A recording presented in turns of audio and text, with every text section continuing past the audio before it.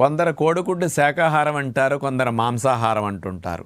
కోడిగుడ్డు శాకాహారం కాదంటానికి 4-5 కారణాలు ఉన్నాయి. మొట్టమొదటిది, శాకాహారం అయితే ఏ శాఖలకు కాసిని ఏ కొమ్మలకు కాసిని కోడిగుడ్లు కాదు కాబట్టి శాకాహారం కాదంటానికి ఇది. ఇక రెండవది, శాకాహారం అయితే పీచు పదార్థాలు ఉంటాయి, మరి కోడిగుడ్లో ఫైబర్ 0, శాకాహారం కాదు. ఇక మూడవది, శాకాహారాల్లో కొలెస్ట్రాల్ ఉండదు, మరి కోడిగుడ్డు మాంసాహారం కాబట్టి అందులో కొలెస్ట్రాల్ 220 మిల్లీగ్రామ్స్ ఉంటుంది, కాబట్టి ఇది కూడా శాకాహారం కాదంటానికి ఆధారం.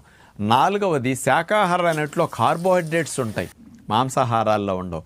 కోడిగుడ్లో కార్బోహైడ్రేట్స్ 0, కాబట్టి ఇది కూడా శాకాహారం కాదంటానికి ఆధారం. ఐదవది, నాటుకోడిగుడ్డు పిల్ల అవుతుంది, ఫారం కోడిగుడ్డు పిల్ల అవ్వట్లేదు కాబట్టి ఇది శాకాహారం కాదంటారు. పిల్లైనా పిల్లగా పోయినా శాకాహారం కోడిగుడ్డు మాత్రం కాదు, మాంసాహారమే.